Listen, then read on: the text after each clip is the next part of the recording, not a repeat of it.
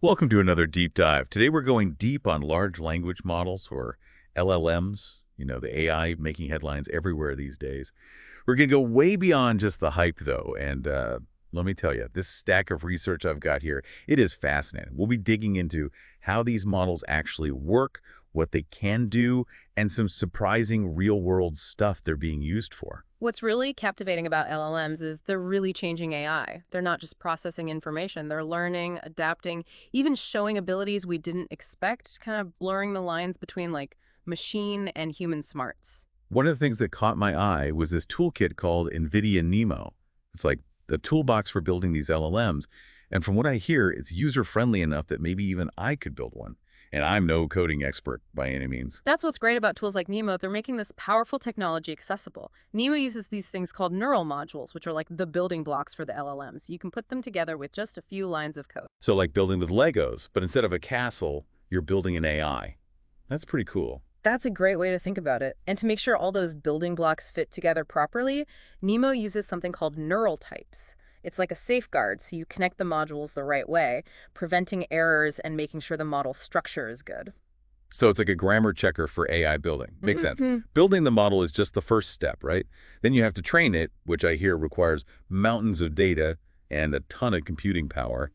Can Nemo help with that too? Absolutely. NeMo is designed for speed and efficiency. It uses techniques like mixed precision and distributed training, so you can train LLMs faster by spreading the workload across multiple GPUs, like teamwork for computers, each one helping the learning process. So like having a whole team of AI trainers working in parallel. That's wild. What about the truly huge LLMs, the ones with trillions of parameters? Can Nemo handle those too? For those really massive models, NeMo has a special framework called NeMo Megatron. It's built to deal with the huge scale of these models, so you can train them on powerful supercomputing systems like NVIDIA's DGX SuperPod. It's pretty amazing how these tools are evolving to keep up with how complex LLMs are becoming. It's mind-boggling to even think about how massive this technology is getting. We've been talking about pre-trained language models, PLMs, and now large language models, LLMs. Is there a big difference between the two? There is a difference. LLMs are like the evolved form of PLMs. While PLMs might be good at a specific language task, LLMs are more general purpose. They can understand and generate human-like text in ways we haven't really seen before. And what's even more fascinating is that they can even do tasks they weren't explicitly trained to do. So they're not just following instructions, they're learning and adapting. That's pretty credible. Is that connected to this whole emergent abilities thing I keep hearing about? Exactly. Emergent abilities are capabilities that just kind of pop up unexpectedly as LLMs scale up. They weren't programmed in. They emerge naturally from the huge amount of data they learn from. It's almost as if they're surprising even the folks who created them. Okay, I gotta admit, that's a little mind-blowing. hmm What are some examples of these emergent abilities? What can these LLMs do that we never expected? One striking example is in-context learning. Imagine showing an LLM a few examples of how to summarize factual topics, and you do this all within a single prompt. The model can then figure out how to do that task without any specific training on summarization. It's like they're figuring things out as they go, which is both exciting and kind of unsettling. Yeah, I see why that would be both intriguing and maybe a tad scary. Yeah. So besides these almost magical emergent abilities, what are some real-world applications of LLMs? I imagine they're being used for more than just writing poems and stories. Oh, absolutely. They're being used in fields like machine translation, which is helping to break down language barriers. There's a movement called No Language Left Behind that aims to use LLMs to help preserve and revitalize languages that are in danger of disappearing.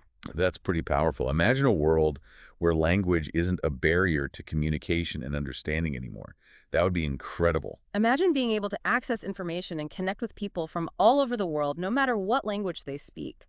LLMs are making that vision a reality. And closer to home, we're seeing LLMs powering virtual assistants like Siri and Alexa, right? They're becoming more conversational and capable all the time. Exactly. And there's this company, MeetKai, that's actually using NeMo and Riva, which is NVIDIA's platform for deploying AI models, to build their virtual assistant.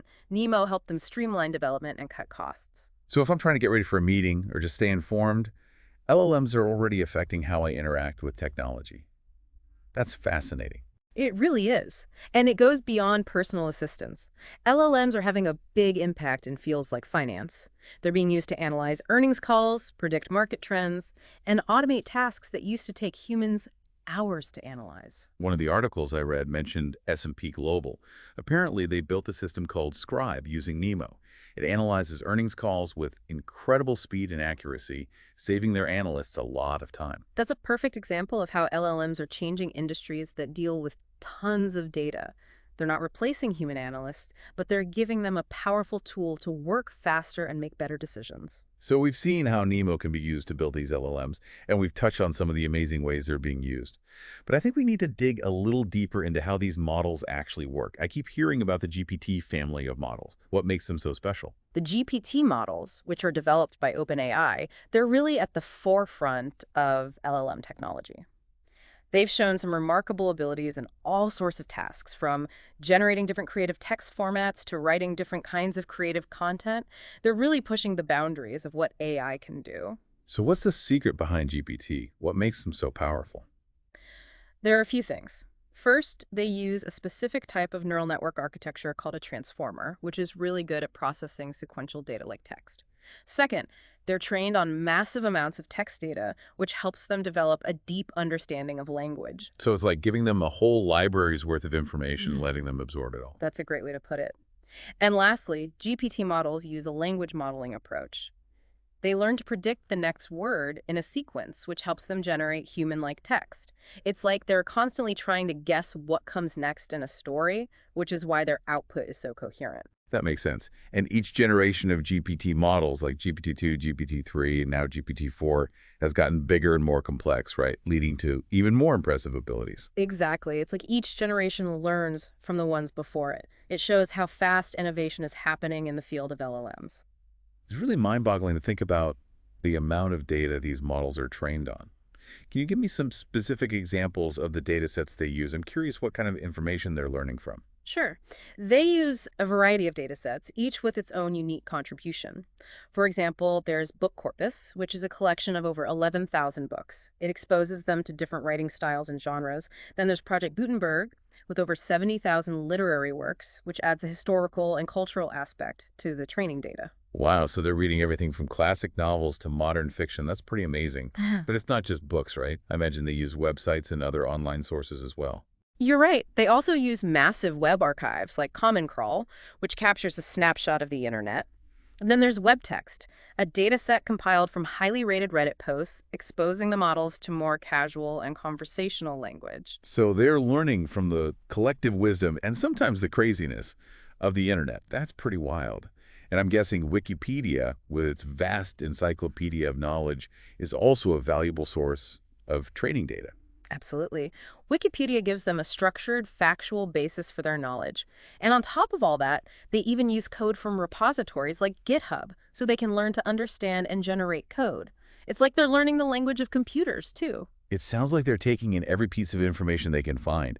But with all this data, isn't there a risk of bias creeping into these models? I mean, the internet isn't exactly known for being perfectly neutral. That's a valid point. The data can definitely introduce biases, and researchers are working on ways to reduce those biases and make sure things are fair. It's an ongoing challenge, but it's really important to address these concerns, especially as these models become more intertwined with our lives. So we have the data, we have this incredible transformer architecture. But how do they actually train these massive LLMs? I can't even imagine the computing power that takes. Training an LLM takes a lot of computing power, often needing clusters of powerful GPUs working together.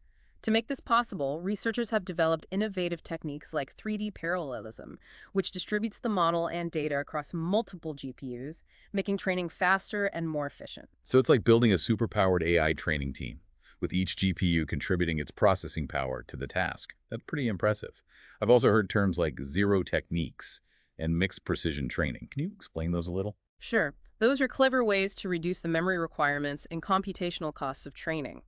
Zero, for example, helps to reduce memory redundancy by distributing the model's parameters, gradients, and optimizer states across multiple GPUs. And mixed precision training, specifically using a format called BF16, finds a good balance between speed and accuracy. It makes training more efficient without losing too much precision. It's like they're constantly finding ways to optimize the training process, pushing the boundaries of what's possible. But once you've trained an LLM, is that it? Or can you fine-tune it for specific tasks or areas? That's a great question, and it brings us to the concept of adaptation. Even though LLMs are trained on enormous data sets, we can fine-tune them to become even more specialized. It's like taking an all-around athlete and training them to excel in a specific sport. So sharpening their skills for a particular purpose. Got it. And I remember you mentioning instruction tuning earlier. Can you remind me how that works? Instruction tuning is like giving the LM a set of instructions, almost like a recipe. You give it instructions and examples of how to do a specific task, and it learns to generalize from those examples. For example, you could show it examples of summarizing documents, and it would learn to do that for new documents it hasn't seen before. So it's like giving them a crash course in a new skill. This can really improve their performance on that specific task, right? Yes. Instruction tuning not only improves their accuracy, but also helps them adapt to new tasks and areas. It's like giving them more tools to work with. So we're not just teaching them to be knowledgeable, we're teaching them to be better learners. That's pretty amazing. Yeah. But you also mentioned alignment tuning before. Why is that so important? Alignment tuning is all about making sure that LLMs behave in a way that aligns with human values. It's about making sure these powerful tools are used responsibly. So it's like installing a moral compass in these AI systems. Makes sense, especially as they become more a part of our lives. Exactly. And one of the main techniques for alignment tuning is reinforcement learning from human feedback, or RLHF.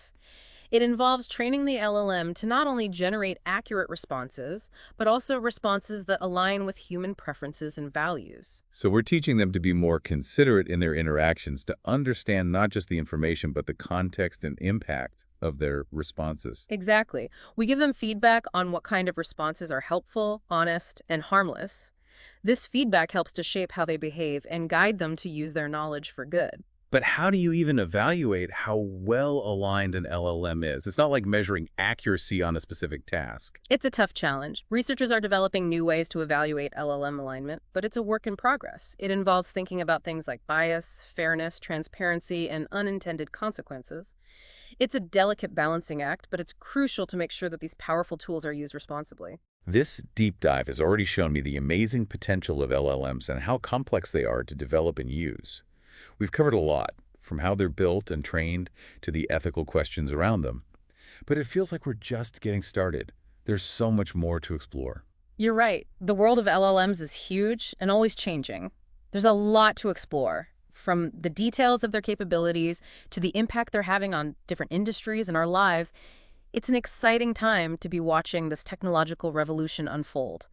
To really get LLMs, I think we need to look closer at how they work. We've mentioned the transformer architecture, but it deserves more attention. You're right. The transformer seems to be like the foundation of all these incredible LLMs we keep talking about. But if I'm being honest, it sounds kind of intimidating. Can you break it down for those of us who aren't engineers? What makes it so special? Absolutely. At its core, the transformer has this really cool thing called self-attention. It lets the model focus on different parts of the input text, all at the same time. It's like having spotlights shining on different words or phrases so the model can see how they all relate to each other. So instead of reading linearly, like we do, it can grasp the whole context more efficiently. That's clever. Exactly. And because of this self-attention, transformers are great at handling long-range dependencies in text. They can understand how words relate to each other, even if they're far apart in the sentence. That's wild. It's like they have a panoramic view of the language, helping them pick up on subtleties and connections that we might miss. But there's more to transformers than just self-attention, right? I've seen terms like normalization methods, activation functions, and positional embeddings. What are those all about? Those are key parts that make the transformer work well and stay stable. Think of them as the supporting cast, making sure the main show goes on without a hitch. Normalization methods, like layer normalization or RMS norm, help keep the training process on track. They stop the model's internal values from getting too big or too small, which can mess with learning. So they're kind of like safeguards, making sure the training stays on course. Exactly. Then there are activation functions, like the GLU function. They add a bit of nonlinearity to the model. Simply put, they allow the model to learn more complex patterns in the data. So it's like giving them a more flexible way of thinking so they can grasp the intricacies of human language. Right. And then we have positional embeddings, which are really important because if the model isn't reading linearly, how does it know the order of words? Positional embeddings tell the model where each word is in the sequence. It's like giving each word an address in the sentence so the model can follow the flow of information. That makes a lot of sense. It's incredible how all these seemingly small details in the architecture and training affect how well the model performs. It's like a well-coordinated team, each member contributing to the overall success. I like that analogy. And it really shows the dedication of the researchers and engineers in this field. They're always trying new things, refining old techniques, and pushing the limits of what LLMs can do. Speaking of pushing limits, we talked before about how demanding it is to train these giant LMs. But I understand there are new approaches popping up that are making it possible to train even bigger and more complex models. Can you tell us about those? Of course. We talked about 3D parallelism, which splits the model and data across multiple GPUs to speed up training. But there are even more advanced techniques like zero, which we touched on briefly. These methods reduce memory redundancy, letting researchers train larger models on the same hardware. That's incredible. It's like they're always finding ways to squeeze out more performance from the hardware. We also talk about mixed precision training, which uses less precise number formats to speed things up. Can you say more about that? Yeah, specifically, many LLMs are being trained using a format called BF16, which is a good compromise between speed and accuracy. It's really cool to see so much effort and ingenuity going into making LLM training more efficient and accessible. But let's change gears a bit and talk about how these models are adapted to different tasks and domains once they're trained. We mentioned fine-tuning before. Can you go a bit deeper into some specific techniques? Sure, one very effective technique is called instruction tuning. Remember how we talked about teaching LLMs to follow instructions, like giving them a recipe? Yeah, like giving them a clear roadmap for a particular task. Exactly. With instruction tuning, we give the LLM a set of instructions and examples showing how to do a certain task. For example, you might show it examples of summarizing documents, and it learns to generalize that to summarize new documents it hasn't seen before. It's like giving the LLM specialized training, honing in on a specific skill set. And this really improves how well they do in that area, right? Absolutely. Instruction tuning makes them more accurate, but also more adaptable to new situations. They become more versatile learners. That's impressive. So we're actually making them better learners themselves. We also touched on alignment tuning earlier. Can you remind us why that's so important, especially as these models become more powerful? Alignment tuning is about making sure LLMs behave in a way that aligns with human values. It's about making sure they're used responsibly and ethically. It's like ensuring they have a moral compass. Right, that makes sense, especially as they become more intertwined with our lives. Exactly. One of the key techniques for this is reinforcement learning from human feedback, or RLHF. It involves training the LLM to give responses that are not only accurate, but also align with what humans would consider good and acceptable. So we're not just focusing on factual correctness, we're also teaching them to be more thoughtful, taking into account human perspectives and values. You got it. We give them feedback on what responses are considered helpful, honest, and harmless. This helps shape their behavior and guide them to use their knowledge for good. But figuring out how well an LLM is aligned seems really tricky. How do you measure something as subjective as human values? It's not like there's a clear metric for that. You're absolutely right. Evaluating LLM alignment is a complex and ongoing challenge. Researchers are working on new methods, but it's a field that needs constant attention. It means thinking about bias, fairness, transparency, and the potential for unintended consequences. It sounds like walking a tightrope, trying to ensure these tools are used ethically. It's a crucial effort, especially as LLMs become more sophisticated and integrated into our lives. It is. It's a responsibility we can't ignore. And as we keep exploring LLMs, we'll run into new challenges and ethical dilemmas that need careful thought and solutions. It's a journey that needs both scientific rigor and a deep understanding of human values. Well, this deep dive has been really eye-opening so far. We've explored the transformer architecture, the complex methods for training and adapting these models, and the crucial considerations of ethics and responsible use. But I feel like we're only scratching the surface. There's still so much more to uncover and talk about. You're right. The world of LLMs is vast and always changing.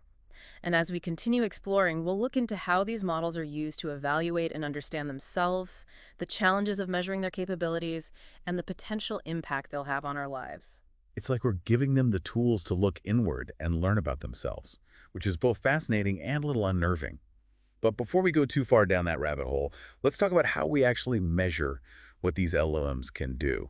We keep talking about emergent abilities and reasoning, but how do we quantify that in a way that makes sense? That's a really important question, and it leads us to the whole area of LLM evaluation. It's tricky because we're trying to assess these models' cognitive abilities, which is no easy feat. Yeah, I can imagine. It's not like we can just give them an IQ test. So how do researchers go about doing this? Researchers have come up with a bunch of benchmarks and tasks to evaluate different aspects of what LLMs can do. These range from simple language tasks like understanding and generating text to more complex things like reasoning and problem solving. It's kind of like creating a giant exam for AI, testing their knowledge, skills, and even their ability to think critically. Wow, that's fascinating. Can you give me some examples of what these AI exams look like? What kind of questions are on there? One common type is language generation tasks, which test how well the model can produce text that's coherent and grammatically correct. This could include things like writing stories, summarizing articles, or translating languages. It's about judging the fluency, accuracy, and overall quality of what the LLM produces. So it's like evaluating their writing skills, seeing how well they can express themselves and convey information. How do you measure that objectively? There are a few different ways to measure language generation. One common one is perplexity, which looks at how well the model predicts the next word in a sequence. A lower perplexity score means the model is more fluent and understands the language better. Another one is BLEU scores, which compare the LLM's output to human-generated reference translations, checking for similarity and accuracy. So it's like comparing their work to that of a professional writer or translator. Got it. But what about evaluating things like their knowledge and reasoning? How do you know if they really understand the information, not just copying patterns from the data? That's where things like question answering and knowledge completion tasks come in. For example, in a question answering task, we give the LLM a chunk of text and ask it questions based on that information. This checks how well they comprehend, find relevant info, and use logic. So it's like a reading comprehension test, seeing if they can grasp the main points and draw conclusions from the text. Right. By looking at their answers, researchers can figure out how deeply they understand things and how well they can reason. Knowledge completion tasks are similar. We give the LLM incomplete statements or facts and ask them to fill in the blanks. This tests their ability to connect the dots and make logical inferences based on what they already know. It's like giving them puzzles to solve, seeing if they can use their knowledge to fill in the gaps. Pretty impressive. But I know LLMs are also being used for even more complex stuff, like math problems or writing code. How do you evaluate them in those areas? For things like math and coding, there are special benchmarks designed to test those specific skills. For instance, the math dataset gives LLMs word problems to solve, requiring them to understand the problem, figure out a solution, and then explain it in a way that makes sense. That sounds like the ultimate problem-solving test, combining language understanding with logic and math. It is. And for code generation, we have benchmarks like Human Eval, which checks how well they can write functional code that meets certain requirements and passes tests. It's not just about writing code that looks right. It has to actually work, which shows a real understanding of programming concepts. Wow, so they're not just mimicking code, they're actually solving problems and coming up with new solutions. That's incredible.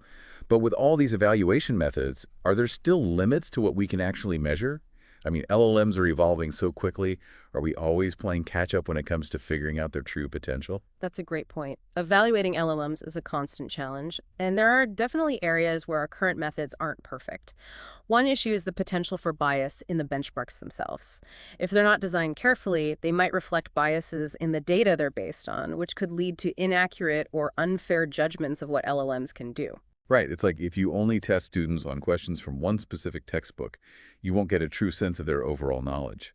So it's important for researchers to think about these biases and try to create benchmarks that are as fair and representative as possible. Exactly.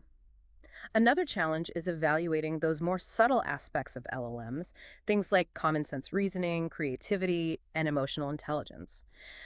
Those are areas where LLMs are still behind humans, and coming up with solid ways to evaluate those areas is a big focus of current research. It's like we're trying to measure something that we don't fully understand ourselves. Human intelligence is really complex, And trying to capture that in a way that we can use to evaluate LLMs is a huge task, especially since these models keep evolving. You're absolutely right. The researchers are working on it. They're developing new methods that look beyond simple accuracy metrics and consider things like how the LLM reasons, its ability to explain its decisions, and how well it aligns with human values. It's about understanding not just what they can do, but how they do it and whether that aligns with what we expect and value. So it's like shifting from just focusing on the results to getting a deeper understanding of the processes and motivations behind them. That seems like a really important step in evaluating and guiding the development of this technology. It is a critical shift, especially as we move toward a future where LLMs play a bigger and bigger role in our lives. This deep dive has been incredible. We've covered so much, from the nuts and bolts of how LLMs are built and trained, to the mind-blowing things they can do and the challenges of evaluating their true potential. I feel like I have a much better grasp on this whole field now. Me too. It's been a fascinating journey. I'm really excited to see where LLMs go from here. They have the potential to completely change how we communicate, learn, work, and even create. But like with any powerful technology, it's super important that we develop and use them responsibly, ethically, and always with the goal of benefiting humanity as a whole. Well said. And to everyone listening, thanks for joining us on this deep dive into the world of LLMs. We hope you found it as insightful and thought-provoking as we did. Remember, knowledge is power, and understanding these incredible technologies is the first step in shaping how they impact our world.